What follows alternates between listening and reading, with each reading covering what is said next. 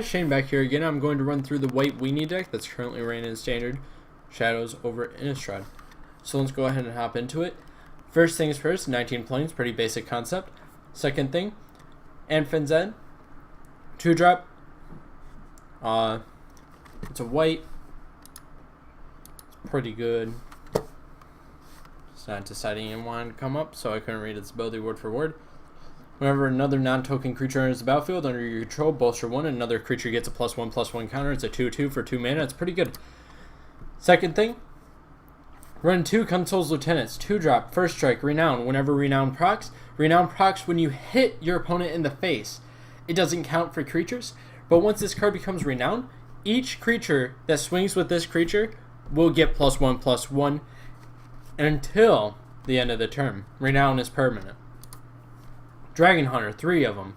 1-drop, 2/1. Protection for dragons. This card can block dragons as if it had reach. Next card, Expedition Envoy. 1-drop, 2/1. That's it. Next card, 2-drop, 2/2. First strike. Whenever this card comes onto the battlefield, if your opponent has more lands than you, you could search for a land and play it. You don't have to add it to hand. It comes onto the field automatically. So you can play 2 lands on the same turn, technically. Kytheon, Hero of the Acros.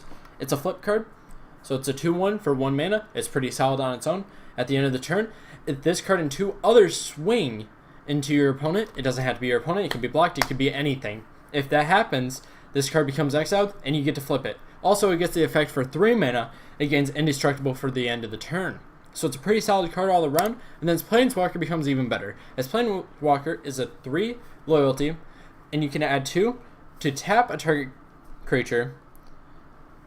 No, you get to... Let's slow down for a second. For +2, target creature has to attack Gideon next turn. So it's a 5 loyalty at that point, so it's going to be harder for a creature to kill it. +1 until your opponent's next turn. Target creature is tapped. 0, he becomes a 4/4 creature with indestructible. Let's go ahead and move on. Thyles Lieutenant, 2-drop. When this card enters the battlefield, +1/+1 counter on each other human you control, which is a very solid card. Not with its 2 mana for 1/1, that's very, very low. But for its ability, it is very, very strong. So, it comes onto the battlefield, and just +1/+1/+1. It's a very strong card. Turn 4 or 5 in this deck. Boom, that's what could end the game right here. And whenever another human enters the battlefield, this card gets +1/+1. So, that's a very strong card right there. Excuse me. Next card, Tharbin Inspector. 1-drop, 1/2. And then whenever it enters the battlefield, you get to get a clue. So it's a very good turn 1 play or turn 3 play. Next turn, Town Gossipmonger. You get to tap this card and tap an untapped creature. And then you get to flip it. When you flip it, it becomes Incited Rabble. And it's forced to attack every turn if able. For 2 mana, Incited Rabble gets +1/+0 until the end of the turn. So it's a pretty solid card, especially for turn 1 or turn 2, or possibly turn 3, depending on how you play it. Next, Declaration of Stone, 2 mana, exile target creature. All other creatures its controller controls with the same name as that creature that player investigates for each non-token creature exiled that way. It's an offensive and defensive card. It can be offensively used to exile all target creatures. Per se, we have 4 Expedition Envoys out.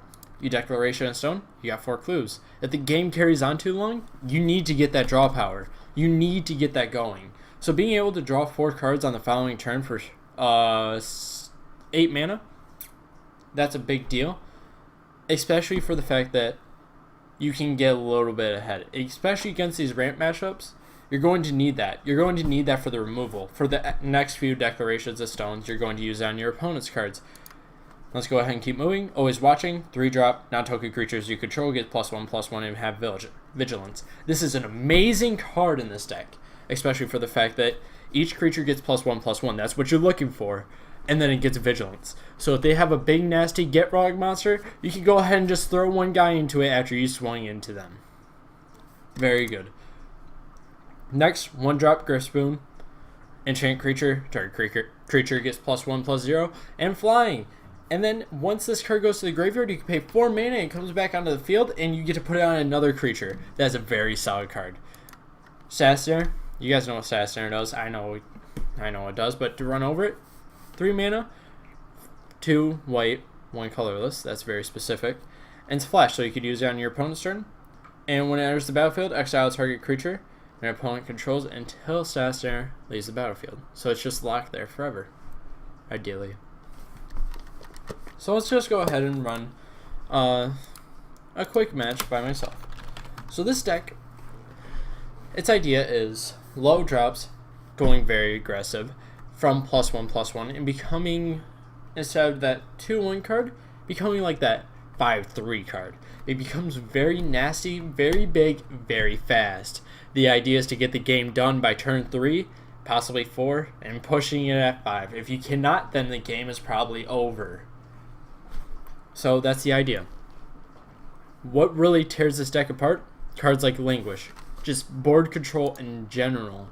If you can't get your cards buffed up fast enough, if you can't do something fast enough, that's game. I mean, Languish is a little bit higher on the cost, but you need to end it pretty fast. So let's just go ahead and run a play test. I'm at 7, so here we go. 1 mana is definitely enough to get this going, especially with this hand. I'm going to need another mana to play this, but I don't have to play it quite yet. So I'm going to go ahead and play Town Gossipmonger first turn, so I can get to building next turn. Yep. Pass turn. Oh, my bad. I forgot it doesn't bounce. Okay, so we didn't get the draw. Okay, whatever. That's cool, that's cool.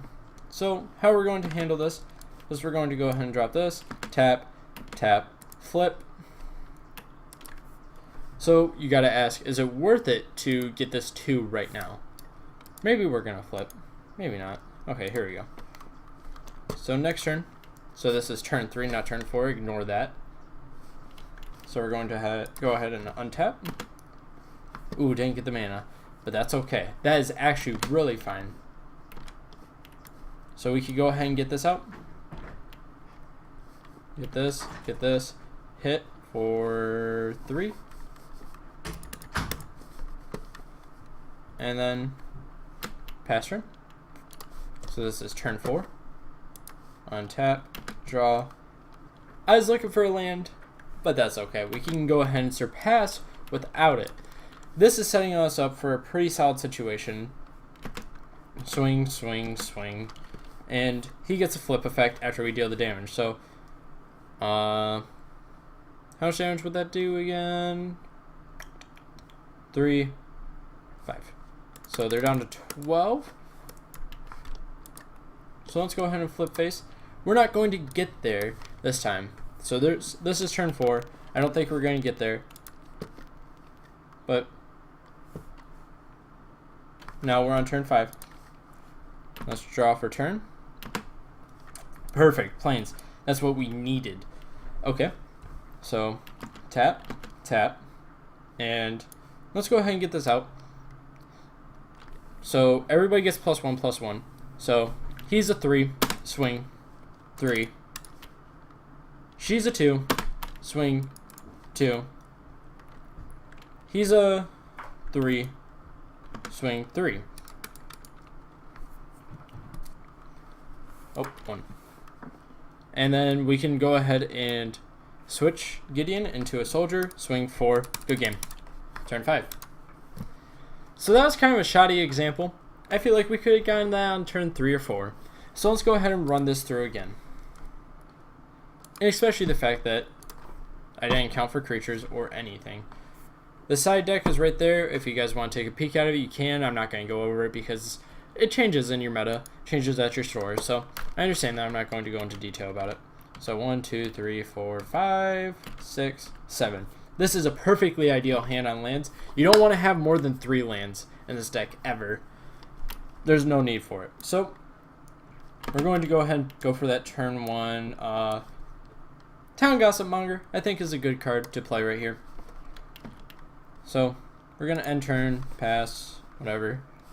I already untapped. So play this. get this, tap this, tap this. Oh, that doesn't have to be tapped. My bad. Let's go ahead and get out our Kythian. Tap this, and go ahead and pass turn. So what happens here is we're going to be in an excellent position. This becomes... I forgot to do his effect. But this becomes a 2-3 now. So let's go ahead and draw for turn. And tap. Let's go ahead and throw this onto him. Tap. Throw another one down. We also have a clue shown up. So I can go ahead and add that now. We'll go ahead and just throw that token right there. That's our clue. So let's go ahead and swing 2, 3 with flying, and 1. So total damage would be 6, 14. Beautiful. Next turn. Untap, draw, and cool. We have an option here. We can. This is also flipped. I forgot to flip him. Flip face. We can either choose to tap him. Let's go ahead and do that because we know we're going to do that. That'll flip face. And then we're going to +1. So he's going to be F4. We're going to keep count right here. And he gets untapped. He becomes that, whatever. And we can do 4 damage here. We can get out another Town Gossip Monger, or we could go for a draw. If we go for the draw, we could possibly get a bigger card. So let's do the math. For 2, we could either do 1 damage guaranteed or get a draw. That's what we're asking ourselves. And then damage will be next turn, but let's go ahead and pop this. So we're going to pop this token. Get the draw. Nice. We're going to go ahead and assume next turn I get the land because of the turn it's on. So we're going to go ahead and swing 2, 3. Yep. And that'll be 5. They're down to 9. And we're going on to turn 5 now. Untap. Draw for turn. Beautiful. So how we're going to do this is we're going to tap 2. We get our land.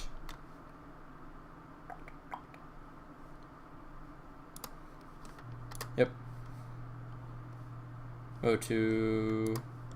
It goes to field. That's a big part of this whole entire thing. And let's go ahead and swing. Oh, did I miss lethal? Oh no, because 0, boom, switches. 2, 3, 3 through the air. 4. So that'd be 4. 3 through the air. 1 on the ground, 2 on the ground. Good game. Turn 5. That wasn't a bad one. That was a pretty solid one, actually. Especially for the fact that we had Declaration in Stone. I didn't want to use it on Inside Rabble. That was totally an option, though. So, if you're wondering what type of player you should be if you want to try this deck, I would recommend this deck to players who like aggression and like buffing your cards. This isn't a deck where it combos off a lot. There's some combos, but it has to take a little bit of time. A lot of times you won't be able to get that bursty burst like Spark on the same turn. But it does have a little bit of comboing. It has a little bit of stuff that goes together. But the whole entire deck has to link together. If you're not coming together, you're going to lose the match, and that's a big deal. So I recommend this deck to players who are interested in slower combos that build up. On turn 4, you want to be in control of the game and win. So, if you like the video, go ahead and leave a like below. If you want to subscribe, go ahead and do it. And got any questions, comments, or concerns, go ahead and leave them below. Hope you guys enjoyed it, and have an amazing day. Bye.